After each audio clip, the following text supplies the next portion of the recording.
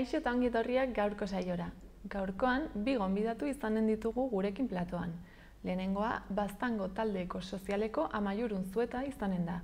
Eta bigarrena, Nafarroako Bertsozale Elkarteko Ander Perez. Dena den, lehenago, has gaitezen betiko edukiekin. Ikusitzagun gaurko efemerideak. 1905ko irailaren 24ean, Severo Ochoa, zientzialari asturiarra eta medikuntzako Nobel saria jaio zen. Gainera, 1953an, Antonio Tabucchi, italiar idazlea, jaio zen. Bestalde, irailaren 24ean ere, baina 1964 urtean, Ainhoa Arteta, soprano tolosarra jaio zen. Eta, azkenik, gaurko egunez, 1983an, Gurutze Jantzi, Herri Batasunako zinegotzia, Guardia Zibilaren Treskantosko egoitzan hil zen, atxilotu eta bi egunera. Goazen orain gaurko lerroburuekin.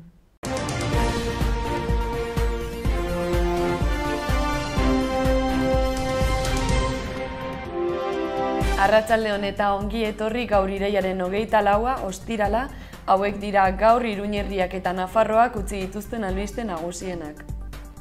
Doako justiziak zerbitzu publikoaren izaera indartuko du antolaketa eredu berriarekin. Izadi gurasoekin etxera plataformak 2 urteko umea gurasoetatik ez banantzeko eskaera egin dute atzo Iruñan. Mugituk klima sos abiadura handiko trena ez margoketa handia egin du klimaren aldeko mundu greba egunari hasiera emateko. Langile migrante baten lan heriotza salatu eta Nafarroko landa eremuko esplotazioa amaitzeko neurriak exigitu ditu LAB sindikatuak. Nafarroak energia elektrikoaren ekoizpenaren balioren gaineko zerga eten du 2021ko bigarren seilekoan. Unzuek araztegi bat izango du 154 biztanlei zerbitzu emateko. Nafarroko gobernuak ekonomi zirkularreko proiektu bat bultzatu du elektrizitate jasangarria sortzeko Nafarroko ubidearen azpiegitura eguzki panelez estaliz. Nafarroa izango da alert mugaz gaindiko proiektuaren azken erronkaren eszenatokia eta larrialdiko simulakro bat hartuko du. Irailaren 30ean amaituko da Iruñako berso paperak lehiaketara lanak aurkezteko epea. Bideo jokoei eta sorkuntza digitalari buruzko Nafarroko jardunaldien lehen edizio izena emateko epea zabaltzen da urriaren 21 eta 22an izango dira Uharteko Arte Garaikideko Zentroan. Ansoain aurrera herri ekimenak argazki zarren erakusketa ibiltaria eginen du larun batean. Nafarroko arpana txapelketa mistoaren kanporaketa irailaren 28an arratsaldeko 6etan jokatuko da Berriozarren.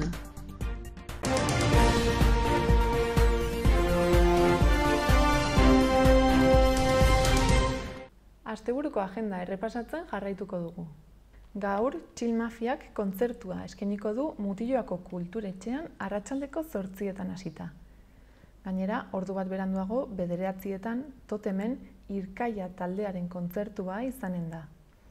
Bestalde, gaur eta asteburuan zehar Antsoainen ezkabapean gure zirkua izanen da. Gaurko ikuskizuna 7etan izango da eta larun bat eta igandean goizeko 12etan. Bihar bestalde La Topadoraren kontzertuaz gozatzeko aukera izanen da arratsaldeko 8etan Berriozarko entzunaretoan.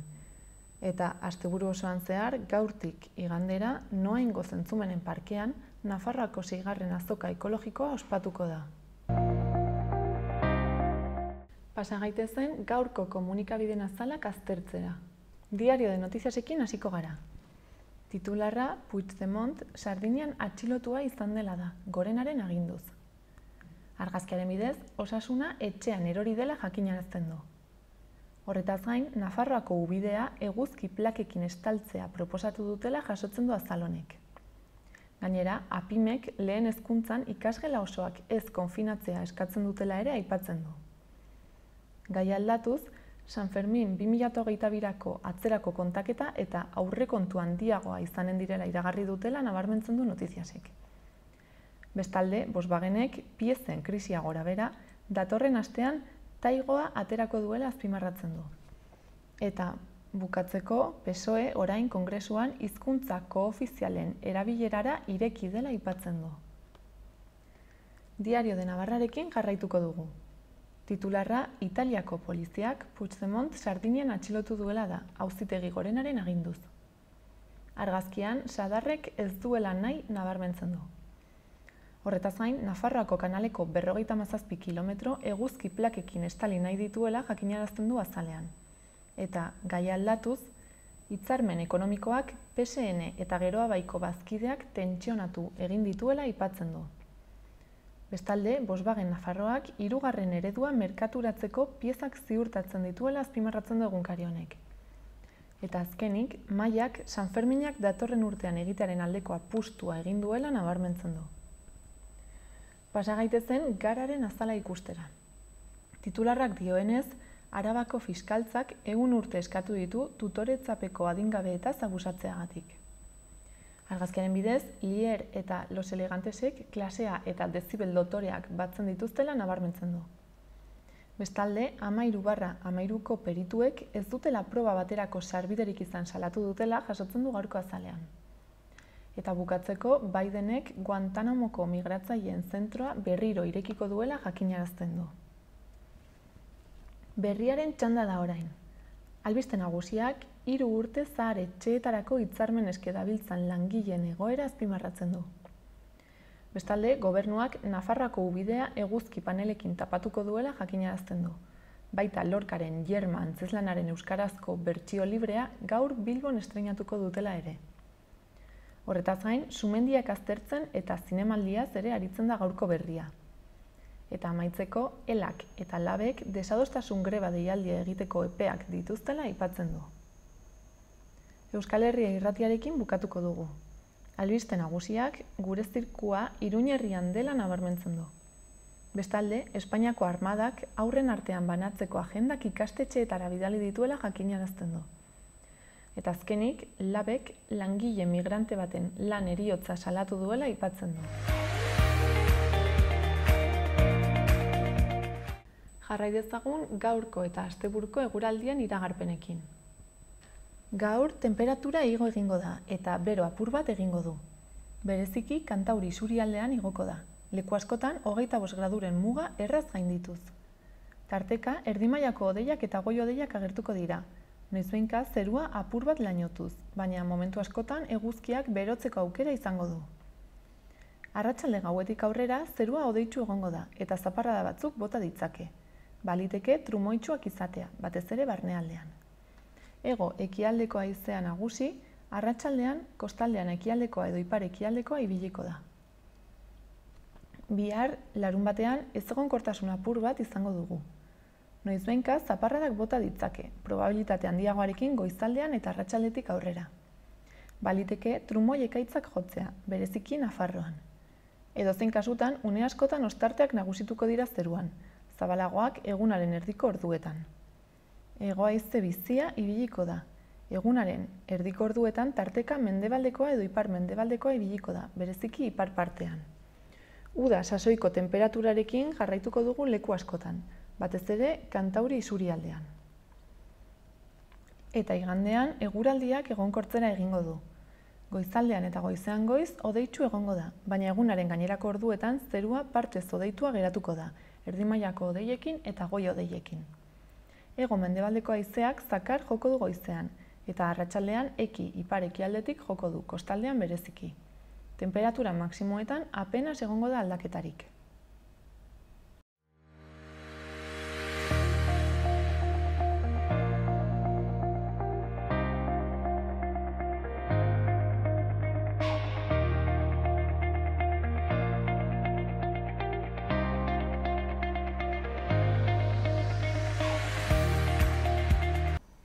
Orain, Baztango talde ekosozialetik Amaiur Unzueta etorri zaigu gure platora. Kaixo, Amaiur. Kaixo. Zu moduz? Ongi. Bueno, esan bezala, zu Baztango talde ekosozialeko kidea zara. Bai. Eta zer da pixka bat talde honetan egiten duzuena? Esan behar, Baztango talde ekosoziala, orain dela pare bat hilabete sortu zela, batez ere, gaur egun ditugun kezken inguruan, ze kezkak, entzuten dugunean aldaketa klimatikoa, biodibertsitatearen galera, ur mailak igoko direla, temperatura igoko dela, eta bar, ez? Orduan, gai horren inguruan, keskatuta egotean, sortzen da talde hau, 14 kide gaudela, eta gure asmoa da gai hauen inguruan sentsibilizazioa sortzea, bai herri mailan, bai baztan mailan, eta baita ere erakunde desberdinetan gai hauek agendan egotea, ez? Eta orduan honekin lotutako hainbat ekintza eta jardunaldi aurrera eraman nahi ditugu. Orduan, somatzen zenuten nolabait falta zela gai hauei buruz hitz egitea edo kontzientziatzea? Bai, hori da, bai ikusten dugu eta, nik uste denok, ez? Nolabait bai irratian, telebistetan, edabidetan entzuten diren gaiak direla, ez? Baina, gero, adibidez, ez entzuten dugunean, IPCC edo mundu mailan nazioarteko aldaketa klimatikoen inguruan adituak diren zientzilariek txostena ateratzen dutenean eta esaten digutenean, gradu bat edo gradu bat erdi edo inkluso gorago igoko dela eta horrek denoi eragingo digula, bai gure bizimoduan, baina baita ere gizarte mailan, ez? Paretzen dugun jarduera ekonomikotan eta bar. Orduan, esan dugu, entzun badakigu, hor badaude dokumentuak, baina gero zer, ez? Ekintzak egin beharko dira, eta, iruditzen zaigu momentu honetan, oraindik badagoela lana sentsibilizazio gaietan. Eta elkartu zaretenetik, duela hilabete batzutatik hona, zer aritu zarete egiten? Hasteko barne lana, ez? Izaten dena, ez? Hainbat kide lotzen direnean, batzuk dagoeneko, taldeko kide batzuk dagoeneko ibilbide bat zuten, aurretik energia ona delako taldean zeuden, eta gai hauek nolabait kezkatzen zieten, eta hainbat jardunaldi eta ekintza aurrera atera izan dituzte. Baina beste kide batzuk gehitzean taldera, horrek eskatzen du ere koordinazioa, zein den bakoitzaren interesa, gogoa, zeintzu diren ekarpenak eta hori lotzea, eta gero horrekin batera agenda bat aurrera ateratzea, ez? Bai, hori da. Horretan aritu zen, ez? Hori da. Eta justo aste honetan, ez? Aldaketa klimatikoaren aurkako nazioarteko eguna ospatzen dela eta jarduera konkretu batzuk egin dituzue. Hori da. Bai aldaketa klimatikoaren gaia, baina baita ere bai da mugikortasun, onkrosin jasangarriaren astea eta horrekin lotuta ere. Orduan, asteazkenean etorri zitzaigun Baztanera, Elizondora hain zuzen ere, Peio Horia, bera fizikan lizentziatua da eta Nafarroako AEMET arduraduna. Eta, hitzaldi bat egin zenuten. Hitzaldi bat hori da, eta horre elkartu ginen 50 piku pertsona edo. Orduan, ikusten da klima aldaketa, klima inguru horrek erakartzen duela eta kezka badagoela, ez? Eta gero, gaur ostirala, arratsaldeko 7:00 bizikleta martxa bat abiatuko da Elizondoko plazatik. Orduan, hortxe gonbitea luzatzen dugu ere, bai. Parte hartzeko, ez? Hori da. Eta adibidez, hitzaldi horretan zer buruz hitz egin zen edo ze konklusiotara iritsi zineten? Bai, hitzaldi horren lehenengo zatia izan zen pixkat, ulertzea denok, AEMET-eko web horrian sartzen garenean eta egunean bideratzen dugunean seguraldi egingo duen hain importante dena hainbat planetarako eta beste batzutan jarduera ekonomikoari lotuta, nondik lortzen diren datu horiek, ez? Eta, Baztanen badaude meteorologia estazio batzuk, eta bar. Eta gero, Peio Horia aritu zen hitz egiten zein den desberdintasuna eguraldia eta klimaren inguruan, zen askotan nahastu egiten ditugu, ez? Eta, beste gauza hainbaten artean epe kontu bat da, ez? Eguraldia azkenean aldatu daiteke egun batetik bestera, eta, gero hemen Nafarroan eta Baztanen egun berean ere aldatu daitekela, ez? Baina ja klimak nolabait markatzen du epe luzeagoko aldaketa bat, ez? Eta hor da Peiok ere nabarmentzen zuena, ez? Hitziten dugu klima eta klima aldaketaz, eta zergaitik da hain garrantzitsua momentu honetan gai horri keinu bat eta sakontzea, ez? Klima aldaketa berez, historian zehar beti aldatu da. Temperaturak, prezipitazioak eta beste hainbat faktore biltzen dituen zera honek, ez? Baina ikusi da, 1850etik honaino, aldaketa hauek bortitzagoak izan direla. Eta orduan, hor pizten dira alarmak edo alertak nola ez da. Eta beno, ez da gai berri bat, 30. hamarkadatik dagoeneko gai hauetaz hitz egiten zen, baina orain nolabait gurean ere pairatzen ari gara, ez? Bai hemen, baina baita Europan eta baita Kanadan eta beste lekuetan, ez? Uda honetan ikusi ditugu ze temperaturak izatera heldu diren Kanadan, ez dela ohikoa, uholdeak, ez? Baita Europan eta badirudi horretara doala, ez? Bai uholdeak, bai lehorteak, olatu beroak, eta orduan, bai da zerbait kontuan hartzeko. Bai. Eta gero, baita aipatu zuen, lehen nik esan dudan bezala, IPCC edo aldaketa klimatikoan adituen panel honen txostena, eta hor atera izan diren emaitz batzuk. Batez ere hor, esan berotegi efektua sortzen duten gazen isurketa, bai dagoela lotuta gizakiaren jarduerarekin, orduan hori nolabait, hor jartzen da, hor nik nahiko nuke keinu bat egin edo, esaten dugunean ez, gizakiak sortzen duela klima aldaketa ez, zeharka edo zuzenki, esan behar aurreko astean, uste dut, argian atera zela artikulu bat ingurumen sailean, eta hitz egiten zen biodibertsitateareneko 80% mantentzen den lekuetan, justo badela nola esan, komunitate indigenak edo autoktonoak okupatzen dutenak. Orduan, hor, agian, pentsatu beharrekoa, ez da gizakiak ziur baietz, gizakia sistema honetan bizi gara, baina gehiago dela modeloa, ez? Ze eredu ekonomiko-soziala bultzatzen ari garen, ez? Eta gainera, atzoko hitzaldian, hainbat Peio Horiaren hitzaldiaren ondoren, hainbat ekarpen eduki genituen publikotik, eta horietako bat hori zen, ez? Esatea, alde batetik, bultzatzen ditugu garraio bide edo mugikortasun mota batzuk, eta horien artean horrek eskatzen duen azpiegiturak, ez? Esaterako, abiadura handiko trena, hori da, orotara, ez? Errepideen zabaltzea, eta horiek guztiak lotuta daude gaur egun daukagun ekonomia sistema elikatzen jarraitzeko. Baina gero beste aldetik hitz egiten da IPCC panel honetan ateratzen den txostena eta informazio hori gobernuetara heltzen da, gero erabakiak hartzeko, ez?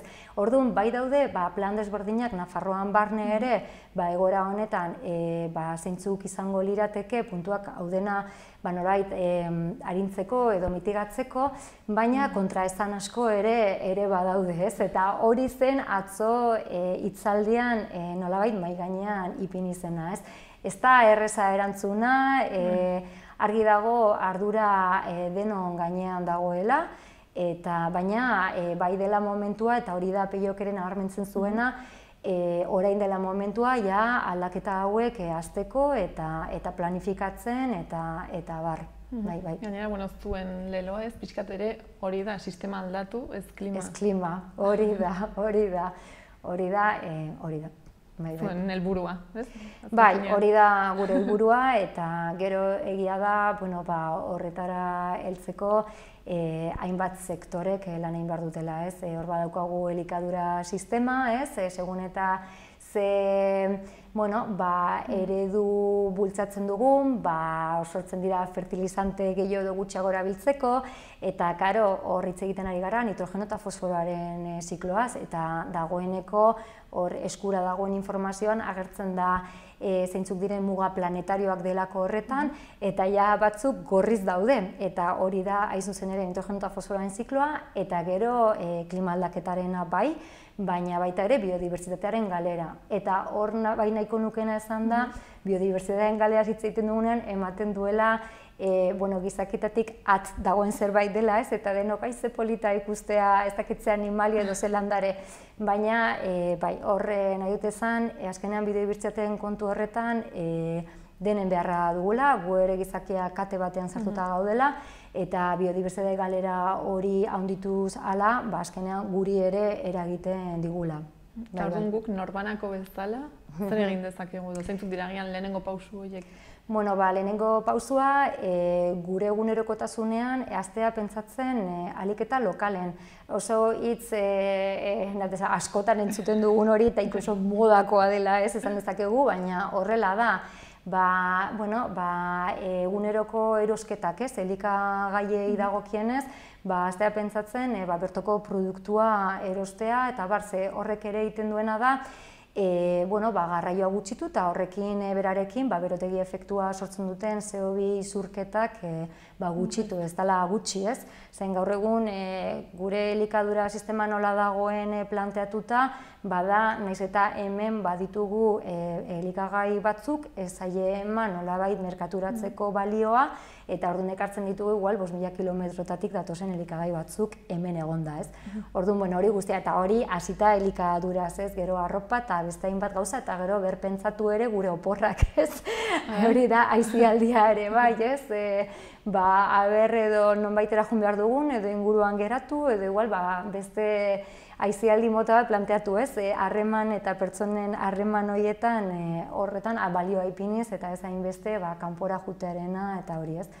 Orduan, badaude gauza batzuk era pertsonalean egin aldirenak, baina argi dagoena da hemen antolakuntza kolektibo bat behar dela maila desberdinetan, ez? Eta, Horretarako sortu zarete, ez? Horretarako sortu gara, hori da. Eta adibidez, hitzaldian, ez dakit ze jende mota hurbildu zen agian, badago perfil konkreturen bat interes gehiago duena? Egia da, batzuk agertu izan direla beste jardunaldi batzuetara, eta badirudi piztu egiten duela aldaketa klimatikoaren gaia, baina baita ere beste gai ekologiko edo sozialak ikusten dugulako horiek errepikatzen doazela. Eta gero perfilak, ez dakit edo nolan egiten duten. Bereziki gazteak daudela kontzientziatua? Egia zan atzo denetariko adinekoak etorri ziren, orduan horri dagokienez pozgarria izan daiteke ez. Batzuetan gai batzuetan ematen du adin konkretu edo bakarrik gai konkretu batzuetan interesa duten jenderi heltzen zaiola ez, eta ideia da talde honekin, ez, heltzea ahalik eta populazio gehienera, ez? Orduan, bai. Pozik, ez? Behintzat, harrerarekin eta nola erantzun zuen jendeak, horrekin, gero ikusi beharko dugu, ez? Hau ez da gauza estatiko bat, ez? Orain hasi berri den talde bat da, baina asmoa da ekintza gehiago sortzeko eta gero pixkanaka herriak berak ere erantzun bat emateko, ez? Eta honekin lotuta, pixka propaganda ere egin beharko dut, ez? Hasita gaurkoa ja esan dugu, bizikleta martxarena, Saskiterrietan Elizondoko plazatik gabeteko dena, baina gero urriaren 3an gurera etorriko da Arturo Elosegi, bera ekologian katedraduna da, eta ugalde, esaten den bezala bastanen edo ibaien ekosistemen inguruan arituko da, Elizondoko ibaiaren inguruan ibilbide bat eginez. Ze iruditzen zaigu, lehen esan bezala ez, biodibertsitatearekin gai desberdinak direla, baina ibai ekosistemak ere laguntzen dute klimaren regulazio horretan, eta garrantzitsua da ulertzea ibai ekosistema bat osasuntsu egoteko horren elementuak landareria edo arroka edo hor dauden bizidunak ere osasuntsu egon behar dutela, ez? Eta hor dago gaigako bat dela ulertzea bertako landareria ez dela zikina, baizik eta beharrezkoa holako ekosistema batek funtziona dezan, eta gero ondoren guretzako ere osasuntzua eta onuragarri izango dena. Orduan ez dira aste honetan amaitzen jarduerak? Ez dira aste honetan amaitzen ez, eta hortik aurrera jabein martxa zita, eta gainera kideak ere gogotsu gaude, gainera parte hartzen dugunak horri bai esan esan dezaket disiplina desberdinetatik gatozela, eta horrek sekulako aberastasuna ematen diola taldeari. Orduan, aurreragoko jarduerak eta horren berri luzatuko dizuegu. Primeran, eta taldea irekia duzue, adibidez norbaitek interesa izango balu gerturatu daiteke? Bai. Eta nola izan dezakete zuen berri? Horre, badugu korreo bat, antolakuntza@eskolaekosoziala.eus, orduan nahi baldin badu horretara idatzi dezake eta listo. Ea ez, geroz eta jende gehiago implikatzen den. Hori da. Eta helburuak. Hori da. Ez dakit agian, amaitzeko, zerbait faltatu izan den, aipatzeko?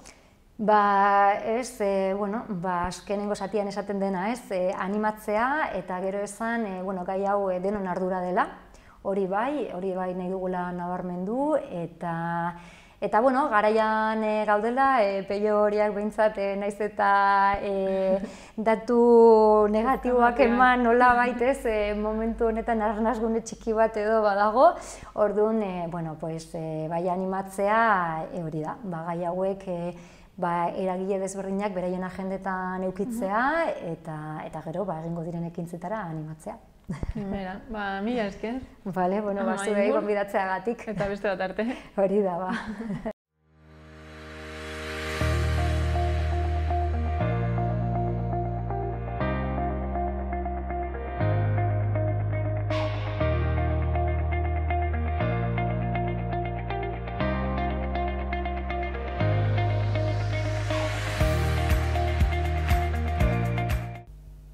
Udalerrietako albisteekin jarraituko dugu. Atarrabian, datorren ostegunean, irailaren 30ean, Gazteguneko ate irekien jardunaldiak eginen dira 2009 urtean jaiotako haurren familientzat. Arratsaldeko 6etako saioa gazteleraz izanen da, eta 7:30 euskaraz. Bestalde, Gazte Bizi Plus 2021eko udazkeneko aisialdi programan izena emateko epea ere irailaren 30 arte dago zabalik. 2004, 5, 6 eta 7 urteetan jaiotakoentzat eta urritik abendura arte, ostiraletan elkartuko dira 7-etatik 9-etara.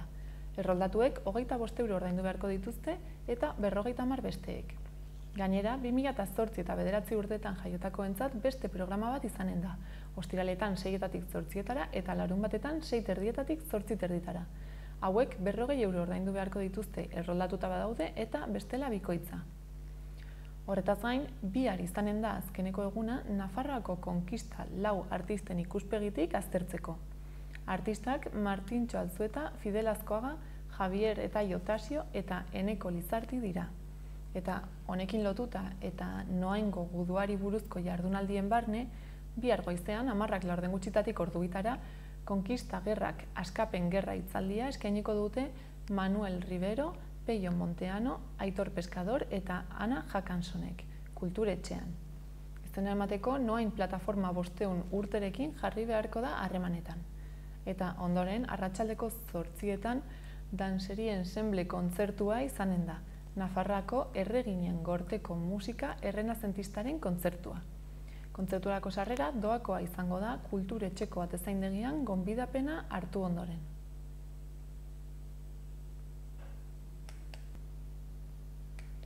Irailaren 30 izanen da azken eguna Iruñeko udalak eta Nafarroako bertsozale elkarteak antolatutako Iruñeko bertsopaperak lehiaketaren 2. edizioan lanak aurkezteko. Nafarroako egileek zein nafarez diren baina foru komunitatean bizi den pertsona orok parte hartu dezake. Literatur lehiaketa honen xedea da bertsolaritza eta bertsopaperen modalitatea bultzatu eta sustatzea. Aurreko urtean 24 testu aurkeztu ziren lehiaketaren lehenengo edizioan. A, B eta C kategoria bakoitzeko sariak Eki Rojo Rodriguezek, Beñat Astiz Isasik eta Saioa Alkaiza Guaiarrek irabazi zituzten urren ezer urren.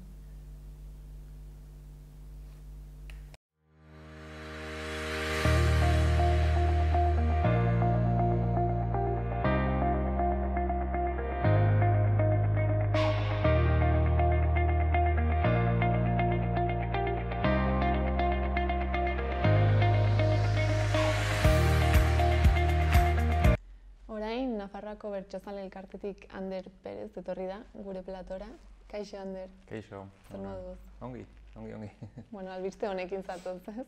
Bueno, albiste honet, Nafarroko bertsolari txapelketa ja martxan dagoelako, urriaren 2an hasiko da. Eta, bueno, egia da, bere momentuan atzeratu behar izan zela, orain arte beti urtearen hasierak hilabetetan egin izan da txapelketa, urtarrila, otsaila, martxoa buelta hortan. Atzeratu behar izan genuen, denok ezagutzen ditugun arrazoiengatik. Baina, bueno, asmoa bazen 2021 bukatu aurretik egitea, eta hemen gaude, eta eginen da, eta beraz, bueno, pozik gaude hori ja bera albiste ona delako. Bai, ez, lortu da egitea, egingo duzue. Bai. Eta, bueno, nola egingo duzue, badaude aldaketak, ala berrikuntzak? Bueno, txapelketa bere horretan egituraz eta moldez betiko eskema segitzen du. Egia da txapelketa bat beti aldi oro dela ezberdina, batetik bertsolaritza bera improvisatuta izan da beti aldatzen delako eta saio bakoitzan pasatzen dena ez delako berriz berdin pasatzen. Baina bestela ere txapelketa bakoitzak baditulako bere ezaugarriak, bere herri ezberdinak izaten dira urtero, ez da urtero toki beretan egiten. Parte hartzailei dagokionez ere aldaketak izaten dira, batzuk txapelketan parte hartuko ez dutenak, beste batzuk aspaldi parte hartu gabe eta orain berriz parte hartuko dutenak, beste batzuk sekula parte hartu zutenak eta lehen txapelketa dutenak. Orduan, bueno, txapelketan beti egoten dira gora bera horiek, eta gero berrikuntzare bai, zorionez edo zoritxarrez, egokitu beharko dugula txapelketaren momentuko neurrietara, foroak, distantziak eta halako kontuetara, nahiz eta, bueno, badirudin gutxinaka gauzak ere hobetzen doazela, baina, bueno, tokatuko zaigu hortara egokitzea ere bai. Bueno, agian mantentzen da, ez, guztiaren bezala, espero ezagun. Bestela azken momentuko aldaketak egon daitezke, baina bai ala bai, aurrera jarraituko du txapelketak. Bai, bueno, azken batean guk argi ikusten genuen eta otsailean, urtarrian ez bagenuen egin izan zen, momentu hortan ez zegoelako ziurtasunik txapelketak behar duen berdintasun irizpidea bermatzeko, hau da, saio guztiak baldintza beretan eta parte hartzaile guztiak baldintza beretsuetan parte hartuko dutela bermatzeko. Azken batean momentu horietan oso gora beratsua zen dena, egun batetik bestera aldatzen ziren aforoak edo neurriak, eta orduan ezin genuen bermatu hasi eta bukatu ahalko genukenik txapelketa. Nik uste dut orain, neurriak mantenduta ere hori bermatzeko moduan bagaudela, badakigu egoera zein den, hortara egokitu gara, eta horrekin aurrera goaz, eta beraz zentzu hortan badu berme hori txapelketa hasi eta bukatu egingo dela, eta beraz, aurrera goaz. Orduan, urriaren 2an, datorren larun batean hasiko zarete, Isaban gainera. Bai, eta hori ere berrikuntza bat da, batetik txapelketa inoiz ez delako Isaban egon, baina Isabarekin batera Zangotzan ere izanen da aurten saiotako bat, eta Zangotzan ere ez da inoiz txapelketako saiorik egin, guk dakigula behintzat. Nafarroko Bertsozale Elkarteak beti egiten du apustua bere egitasmoa, eta ez bakarrik txapelketa, bestela ere egiten dituen egitasmoak Nafarroan ahalik eta eremu zabalenera hedatzeko, eta apustu horretan beste bi urratxe dira hauek, ez? Zangotzara eta Isabara eramatea txapelketa, eta nolabait pixkat txapelketako irudiak ere erakusten duen Nafarroaren aniztasun hori eta kolore aniztasun hori ere nolabait gure egitea, eta txapelketak Nafarroako eremu ezberdinak bisitatu ditzala, ez?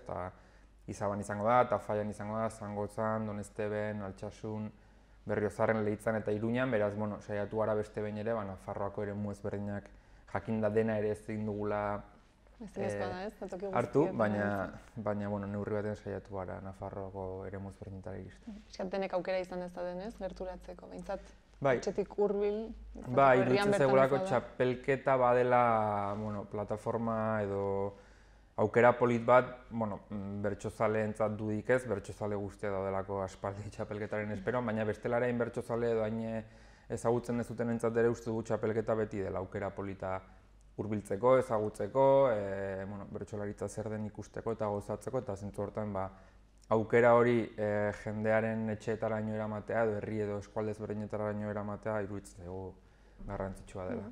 Gainera, Nafarroako bertsolari txapelketak ez, badu bere pisua eta jada ezaguna da eta jendea mugitzen du.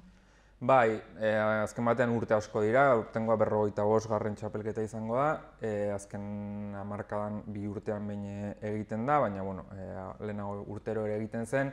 Eta bai, egia dela nolabait Nafarroan bertsolaritzaren erakusgarri nabarmena edo bai nolabait mediatikoki eta bisualki arrasto handiena uzten duena, ez? Guk beti esaten dugu ez dela kasualitatez sortzen hori, ez? Hor atzean badagoela sakoneko lan handi bat, transmisio eremuan batez ere egiten dena, bertso eskoletan, ikastetxeetan, bertsolaritza belaunaldi berri eta transmititzeko egiten den sakoneko lan guzti horren ondorioz da ere gero txapelketan ikusten dena, baina dudik gabe txapelketa bada ikusgarriena eta jendeak gehien ezagutzen duena eta bueno, zentzu horretan egitasmo garrantzitsua da bai. Urtetik urtera geroz eta jende gehiago mugitzen da? Bai, bueno, izan ditu gora bera batzuk eta joera goranzkoa izan du azken urteetan, egia da azken edizioetan gutxi gora bera mantendu dela, baina bueno, hori ere seinale ona da, eta egonkortzea eta nolabait horrek ere erakusten du proiektua osasuntsu dagoela, egia da oraingoa berria izango dela zentzu hortan, ez gatozelako ohiko egoera batetik eta ikusi beharko da jendeak nola erantzuten duen, baina guk usaina hartzen dugu jendea gogoz dagoela eta bueno, ziurrenik egoera honetan igual batzuk etxean gelituko dira, baina beste asko gogoz daudela halako egitasmoetan parte hartzeko eta hurbiltzeko eta behintzat hori da gure aurreikuspena. Eta ausartzen ez direnak gerturatzera etxetik jarraitzeko moduren bat egongo da? Finala bai, ordura artekoa zuzenean ez, areto eta herrietako aretoek eta baldintza tekniko aldetik ez direlako hain errazak, baina gerora bai, esan nahi dut, asteburua pasata bertsoa.eus webgunean jartzen da aldiro bertso saio horretako bideo laburpen eta bertsoaldi ezberdinetako bideo hautatuak jartzen dira, bertsozale.eus webgunean ere jartzen da albistea, puntuazioak, hor dago txapelketaren webgunea eta horre egunero eguneratzen dugu eta hor joaten gara gertatu denaren berri ematen. Eta finala bai, finala zuzenean ematen da, eta online eta streamingez, eta izaten da aukera ikusteko bai. Eta finala gainera ez, Iruñean izango da, Nahitasuna bezalako areto handi batean. Bai, eta nik uste dut hori dela pixkatez txapelketa ezaguna bada, txapelketako finala da ziurrenik ezagunena, ez? Nahitasunan urtero edo 2 urtean behin izaten den bukaerako festa handi hori. Eta bueno, aragoaz berriz ere, Nahitasuna aragoaz. Egia da, neurriei dagokionez, pixkat behartuko gaituela orain artean Nahitasuna erdia hartzen bagenuen, oraingoan Nahitasuna osoa, pista osoa hartzera, eta beraz toki horretan orain arteko jende kopuru beraz hartzera. Baina esmoa bada, nolabait, neurri horiekin ere, Nahitasunako festa hori berriz ere bizializatea eta final ederra izatea, eta azaroaren 28 izanen da urten, igandez, eta Eta giro hona egongo da naiz eta distantziak handiagoak izan jendearen artean. Guk baietz espero dugu, hori jendeak esanen du, bertsolariek esanen dute, baina guk asmo hori dugu eta nolabait hortarako ere prestatuko dugu, hau da, distantzia hori mantenduta ere, tokia eta plaza hori ederra gelditu dadin, bildua gelditu dadin eta giro polita sortu dadin, eta nik uste dut jendea gogoz dagoela eta txapelketak ere baduela, ez nolabait halako ez dakit, egitasmo kolektibo edo olako komunitatearen sendotzetik ere badu desente ez, eta finalak batez ere, eta nik uste dut, osagai horiekin final ederra izaten aldela, baina gero ikusiko da. Ikusiko dugu, segun aski baietz, ez? Gero dezagun bai. Eta, zenbat bertsolari arituko dira txapelketa honetan?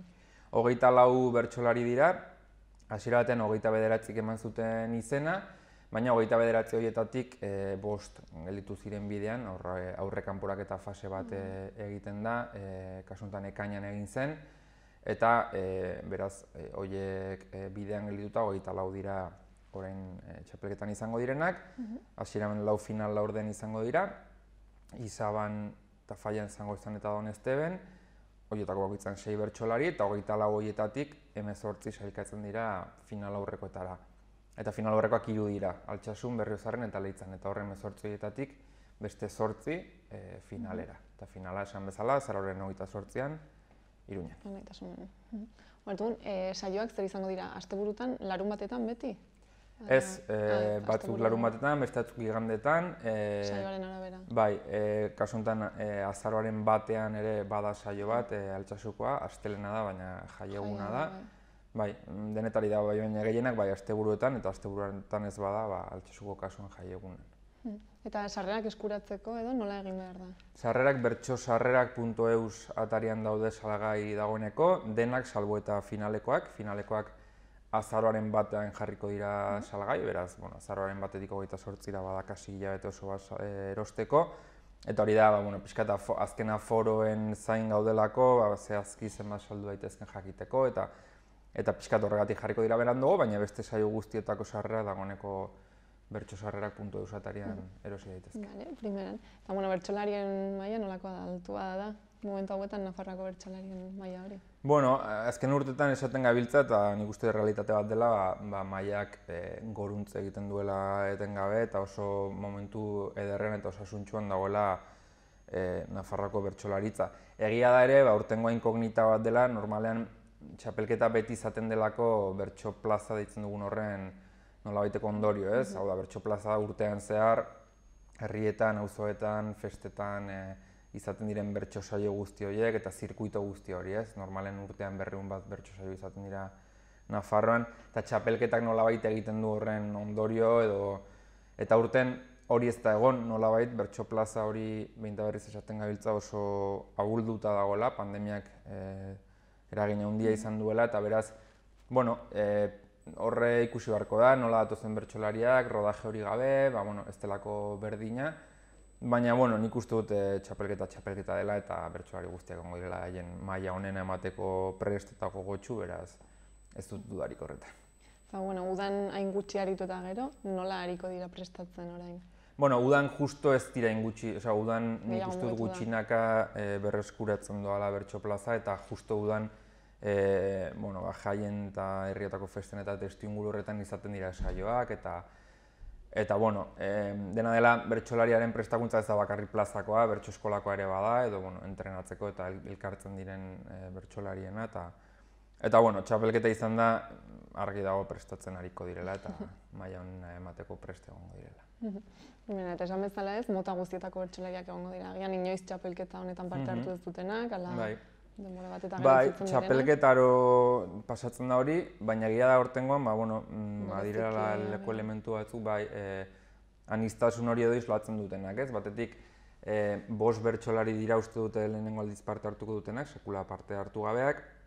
Gero badira beste 3, aurreko txapelketa askotan parte hartu zutenak, baina ja urte batzuk bazirenak parte hartu gabekoak, Xabier Silveira bera, txapeldun izandakoa 7 alditan, baina baita ere Erika Lagoma edo Oier Lakuntza, noiz baiten parte hartu, aspaldi parte hartu, baina urtetan berriz parte hartu gabe izan direnak, eta badira beste asko, azken txapelketetan parte hartu dutenak, eta urtengoan ere parte hartuko dutenak, beste Julio Soto txapelduna, eta beste hainbat. Dena den txapelketetan, edozein gauza gertatu daiteke, beti egon daitezke ere sorpresak edo ez ustekoak? Idudi gabe, eta hori da txapelketaren berezitasuna, eta neurri batean, txapelketak berez dakarrena, ez? Nik uste dut sorpresa gainera beti direla ongi etorriak, eta nolabait bertsolaritzaren osasunaren berri ere ematen duela, ez? Aldaketak baldin baude, bada jende berria datorrelako, edo nik uste dut hori beti naturaltasunez eta ongi hartu behar dela. Gero, egia da txapelketa saio bat izaten dela, bertsolariak saio batean erakutsi behar du erakutsi beharrekoa, eta izan zen alda egun txarra, egun ona, eta gero horrek eragiten du, baina txapelketak hori badu eta osagai berezko bat da. Nolabait ez, aipatu dugu, bai pandemiak markatu duela pixkat txapelketa hau, eta uste duzu gero bertsolarien aldetik ez edo gaien aldetik ere hor egongo dela presente? Nik esanen nuke presente azkenean gaur egun ia gauza guztietan dagoela, zeharka bada ere, edozein gauzetaz hitz egiterakoa, nolabait lotzen aldelako, baina esanen nuke hola esplizituki ez duela zertan egon beharrik. Kasu honetan, Nafarroko txapelketan gai jartzaile talde bat aritzen da astero lanean gaiak prestatzen, eta haiei dagokie gaiak eta prestatzea, eta ni ez naiz hor sartuko. Baina, uste dut, esplizituki ez dela ere alako beharrik gaia etengabe aipatzeko, ez bada, zuzenean gairen batekin lotuta edo gertatu den zerbait tekin lotuta. Gero, esan dakoa, beste dozin gaia izan da ere, bertsolariak ara eramango duen edo ez, bertsolariaren esku dago, eta ikusiko dugu, baina a priori ez nuke hor ikusiko alako presentzia handi bat. Eta, bueno, ez, nori egingo genioke gonbitea saio hauetara gerturatzeko? Bueno, esan bezala, txapelketa dudigabe bertsozaleentzako goxoki bat da, bertsozaleak gozatzen du txapelketaz eta itxoiten du urtero, eta bueno, bertsozalearentzat dudigabe, baina bestela ere esan bezala, txapelketa beti da aukera polita bertsolaritza lehen aldiz, edo bueno, ezagutzeko eta hurbiltzeko, eta kasu honetan gainera bertsolaritza txapelketak dakarrena ere da lehen esan bezala, normalean saioak eta izaten diren hainbat herritara ere aukera bat eramatea, ez?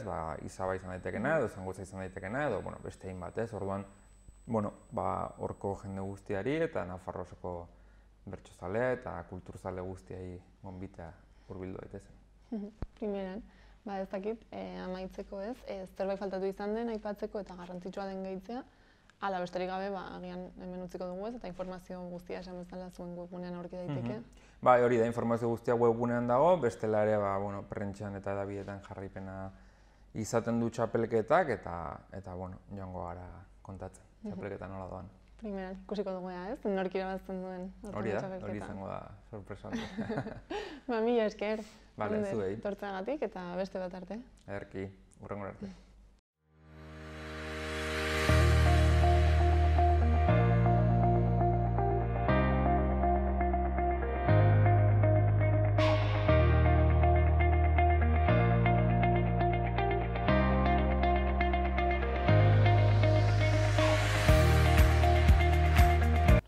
Beno, gaurkoz hau izan da guztia. Eskerrik asko egoteagatik eta asteburu ona pasa. Gobierno de Navarra. Nafarroako gobernua.